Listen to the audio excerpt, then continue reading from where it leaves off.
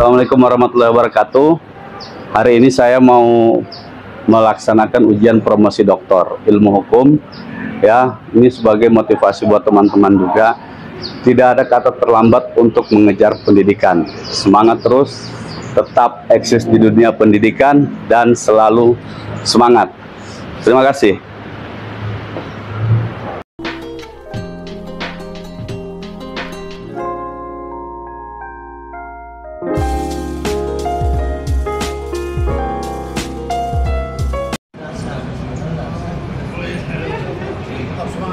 Semangat Pak Prof.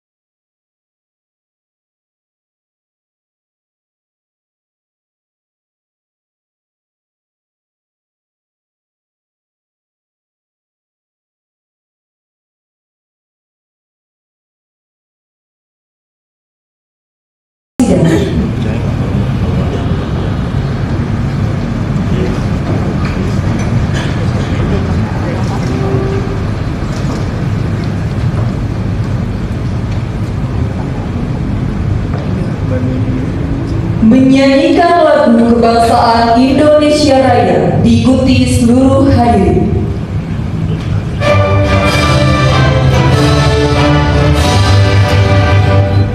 Indonesia tanah airku, tanah tumpah darahku. Di sana aku berdiri. Indonesia kebangsaanku, bangsa dan tanah airku. Indonesia bersatu. Fakultas Hukum Universitas Pancasila saya buka.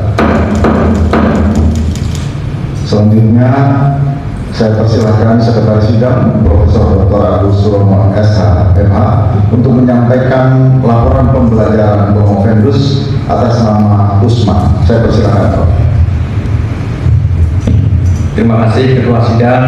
Izinkan kami melaporkan pembelajaran dan studi program Doktor Ilmu Hukum Fakultas Hukum Universitas Pancasila atas nama Usman, NPM 522223119. Komponen penilaian meliputi sebagai berikut: 1. Mata kuliah terstruktur terpenuhi. 2. Ujian seminar usulan proposal disertasi terpenuhi. 3. Ujian seminar hasil penelitian disertasi doktor terpenuhi. 4. Artikel yang terbit pada jurnal nasional / jurnal internasional terpenuhi. Dan 5. Ujian sidang tertutup terpenuhi. Berdasarkan hal tersebut di atas, maka layak Saudara Usman untuk dapat dilanjutkan pada sidang promosi Doktor Ilmu Hukum Fakultas Hukum Universitas Pancasila. Jakarta, 17 Oktober 2025. Ketua Program Studi Doktor Ilmu Hukum Fakultas Hukum Universitas Pancasila, Profesor Dr. Agus Suromo SH MH. Alhamdulillah sehat. Terima kasih. Bismillahirrahmanirrahim. Assalamualaikum warahmatullahi wabarakatuh. Selamat siang Salam sejahtera, Om Swastiastu, Namo Buddhaya, salam kebajikan. Kepada yang terhormat dan yang amat terpelajar, Profesor Dr. Adnan Hamid selaku Ketua Sidang, yang terhormat dan amat terpelajar Profesor Dr. Agus Surono selaku Sekretaris Sidang sekaligus tim promotor, yang terhormat Profesor Dr. Edi Pratomo SHMA selaku Ketua Penguji, yang terhormat para tim penguji dan tim promotor, serta yang saya hormati hadirin sekalian. Alhamdulillah hari ini saya diberi kesempatan, Alhamdulillah hari ini Promovendus diberi kesempatan untuk memaparkan hasil disertasi yang sudah dilakukan penelitian. Adapun judul dari disertasi ini adalah rekonstruksi konsep sanksi pidana denda terhadap korporasi yang terlibat dalam tindak pidana pencucian uang yang berkeadilan sosial. Yang melatar belakangi penulisan ini adalah karena banyaknya fenomena hukum yang terjadi bahwa korporasi lebih sering dijadikan sebagai alat dan tempat untuk melakukan sebuah tindak pidana pencucian uang, di mana korporasi tersebut dipakai untuk menyembunyikan harta yang diperoleh dari hasil kejahatan. Perusahaan atau korporasi sangat memahami betul bahwa kegiatan ilegal yang dapat memberikan keuntungan yang sangat besar, sehingga perusahaan atau korporasi berlomba-lomba menggunakan berbagai macam cara untuk membersihkan uang yang didapat dari hasil tindak pidana. Dengan fakta atau fenomena tersebut, kemudian penegakan hukum yang saat ini dilakukan, terlihat bahwa penjatuhan hukuman terhadap korporasi masih cenderung lebih ringan atau rendah. Hal ini dikarenakan tidak adanya pembagian klasifikasi penjatuhan pidana denda terhadap korporasi dalam Undang-Undang Nomor 8 Tahun 2010 tentang pencegahan dan pemberantasan tindak pidana pencucian uang. Padahal jika ditelusuri lebih dalam, pemberantasan tindak pidana korupsi keterlibatannya dengan korporasi sangat besar dalam hal melakukan aktivitas ilegal yang merugikan banyak pihak termasuk negara. Penjatuhan sanksi pidana denda yang cenderung lebih ringan kepada korporasi tidak memberikan implikasi hukum apapun, atau dengan kata lain tidak memberikan efek jerah, sebab perusahaan atau korporasi masih bisa terus melakukan aktivitas ilegalnya mengingat adanya sanksi denda yang cenderung lebih ringan. Berdasarkan hal tersebut, maka novelty yang ada di dalam tulisan ini adalah untuk dilakukan rekonstruksi mengenai rumusan pasal 6, 7, dan 9 undang-undang tersebut berkenaan dengan pemberian sanksi pidana. Oleh karena itu, dibutuhkan sebuah konsep baru yang dapat dijadikan sebagai pijakan oleh para penegak hukum dalam merumuskan sanksi pidana yang tepat yang berkeadilan sosial. Berdasarkan hal tersebut, maka yang menjadi rumusan masalah dalam disertasi ini adalah yang pertama, bagaimana pengaturan pertanggungjawaban korporasi terhadap pelaku tindak pidana pencucian uang di Indonesia. Yang kedua, bagaimana bentuk penerapan sanksi pidana terhadap korporasi atas berbagai klasifikasi tindak pidana pencucian uang yang ada di Indonesia.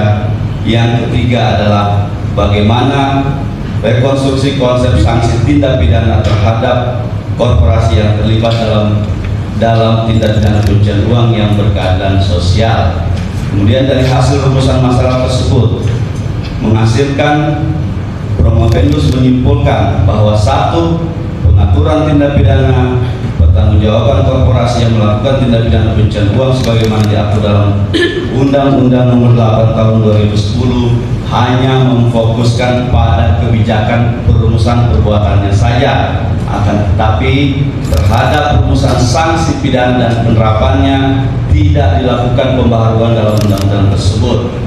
Kedua, bahwa bentuk sanksi pidana denda berupa dan pidana tambahan terhadap korporasi atas berbagai klasifikasi tindak pidana pencucian uang di Indonesia saat ini berlaku. Sistem di Indonesia belum maksimal atau belum optimal terhadap penjatuhan pidananya karena cenderung menggunakan pertanggungjawaban direct liability atau teori identifikasi di mana perbuatan yang dilakukan hanya didasarkan pada delegasi atau pelimpahan yang biasa kita kenal adalah pimpinan dan bawahan. Yang terakhir adalah konsep tindak pidana denda dan tambahan yang dirumuskan dalam rumusan masalah 3 tersebut adalah dilakukan rekonstruksi terhadap pasal 6, pasal 7 dan pasal 9 Undang-Undang TPPU disebabkan keberadaan pasal tersebut juga saling bertentangan atau saling melemahkan.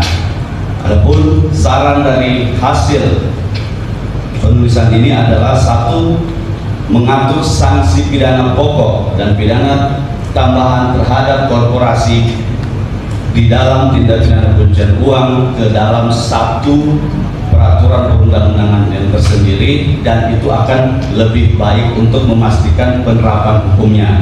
Yang kedua, sarannya adalah para pelaku hukum dalam hal ini kepolisian, kejaksaan, dan termasuk Mahkamah Agung ya melakukan tindak pidana pencucian uang terhadap korporasi dengan menerapkan hukum yang dimaksud dalam disertasi ini. Jangan kemudian ragu untuk memberikan sanksi tindak pidana atau denda yang dimaksud dalam Undang-Undang TPPU. Kemudian yang terakhir adalah diharapkan kepada DPR yang berada di Senayan atau pemerintah di Indonesia perlu melakukan perubahan terhadap rumusan pasal 6, 7, dan 9 Undang-Undang TPPU.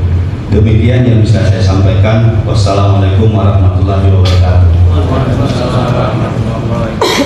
Yang saya hormati Ketua Sidang, yang saya hormati Ketua Penguji serta Bapak Penguji, yang saya hormati promotor dan co-promotor, serta yang saya hormati Provendus dan hadirin sekalian yang berbahagia.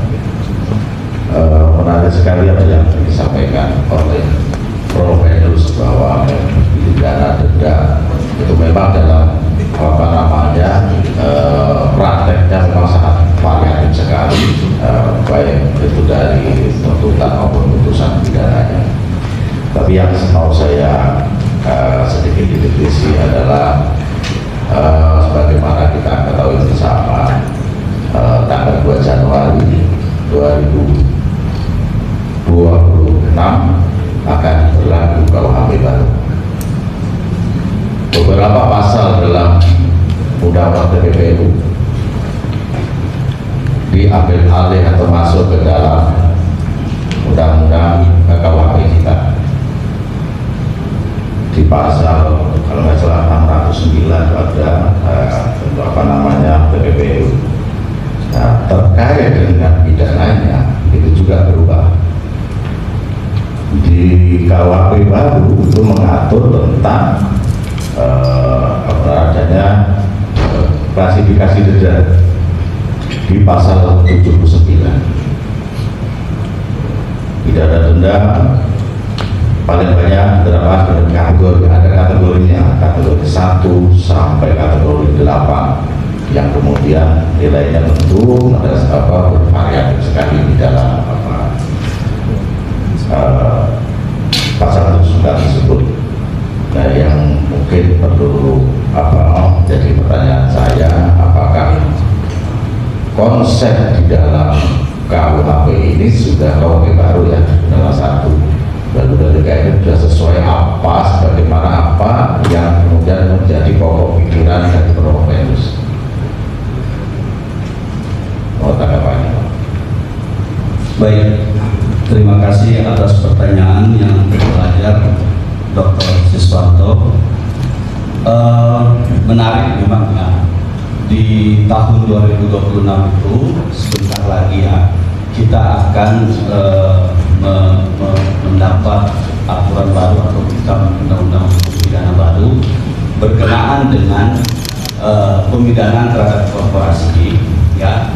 Di situ dikatakan di pasal 45 sampai 50. Memang di situ sudah terakomodir ya mengenai bagaimana pengaturan di situ, kemudian mengenai korporasi sebagai subjek hukum yang harus dimintai pertanggungjawaban pidana, kemudian syarat-syarat serta ketentuan korporasi yang dikenakan pemidanaan atau yang dikenakan bertanggung jawab pidana. Nah, berkenaan dengan pertanyaan yang terpelajar tadi Pak Dr. Suswanto di pasal 79 itu kita bisa lihat kita maju sebelum sana, kita maju ke pasal 607 dan 609. Nah, di pasal 607 itu adalah berisi tentang penentuan siapa yang bertanggung jawab terhadap pelaku tindak pidana korporasi ya. Kemudian di dalam RKUHP itu juga di pasal 18 ada syarat-syarat yang ditambahkan oleh pemerintah, dalam hal ini menjadi ada sekitar 12 poin, termasuk pembayaran ganti rugi, perbaikan akibat dari tindak pidana korporasi itu, pelaksanaan kewajiban, pemenuhan kewajiban, pengumuman putusan hakim dan lain sebagainya. Itu terakhir adalah pembubaran korporasi. Tapi yang mau saya katakan di sini yang menarik adalah dalam pasal 18 ya sampai di pasal 123 yang baru itu mengenai pemidanaannya itu disebutkan akan diatur melalui peraturan pemerintah. Nah, ini yang kemudian juga menjadi menurut Promovendus malah menjadi sebuah persoalan baru, karena konsep pemidanaannya itu disebutkan di pasal 118 sampai 123 itu akan diatur lebih detail dalam melalui peraturan pemerintah. Nah, tadi pertanyaannya apa sudah sesuai atau belum mengenai pemidanaan di pasal 79 itu kan.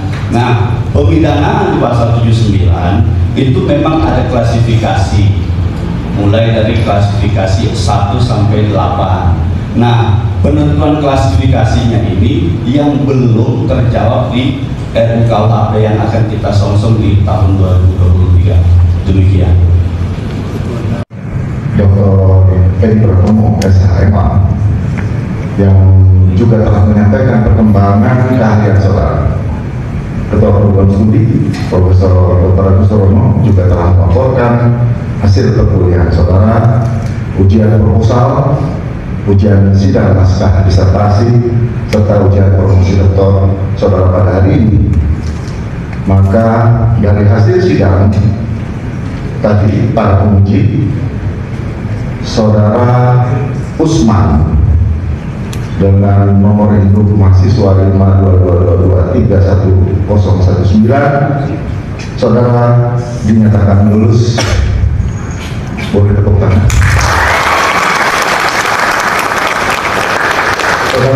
Saudara dinyatakan lulus dengan IPK 3,9 dengan predikat.